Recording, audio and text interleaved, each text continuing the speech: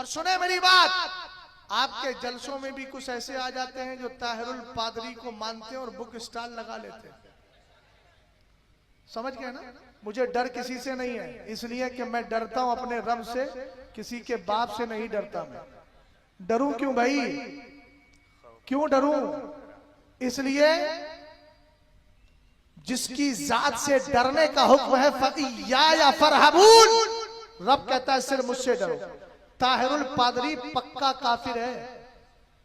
कौन? ताहिर को जानते हो? ताहिरुल कादरी जिसको कहते हैं, कनाडा में जो बैठा है अपने आकाओं की गोद में, ताहिरुल पादरी पक्का काफिर है। और अगर किसी को दलील चाहिए तो बैठे, अल्हम्दुलिल्लाह एक नहीं जितनी दलीलें चाहिए उतनी दलीलें दूंगा। ये मैं डंके की चोट पे बोल रहा हूं। एक बात मुझे बताइए, आप ईसाई और यहूदियों को आप बिलीवर और मोमिन मानते हैं? भाई कौन कौन कहता है? कोई कह सकता है मोमिन है?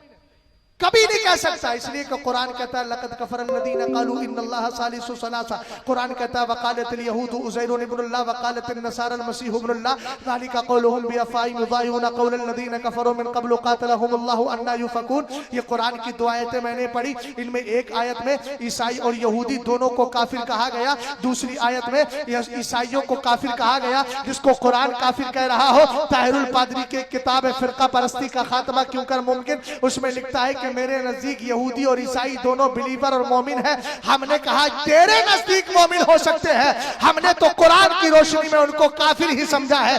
इसलिए उन काफिरों को जो मोमिन समझता है उस पर भी कुफ्र का फतवा लगेगा। इसलिए ऐसे शख्स जो ताहिरुल पादरी की किताबें बेचे या उसको फॉलो करे, उनकी ना तो किताबें खरीदे ना उनको बुक स्टॉल लगाने दे। इसलिए कि हमें वफादारों की किताबें चाहिए, गद्दारों की किताबें नहीं चाहिए। फ़इय्याकुम व इय्याहुम, हुजूर ने फरमाया उनसे बच के रहो। बचने में किताब से भी बचो, उनकी तकरीर से बचो, उनकी डिबेट से बचो, उनके जाहिरी मुनाजरों से बचो, उनकी गुफ्तगू से बचो। क्यों? ला युदिल्लूनकुम वला यफ्तिनूनकुम, कहीं ऐसा ना हो कि वो तुम्हें गुमराह कर दें, फितने में मुब्तला कर दें।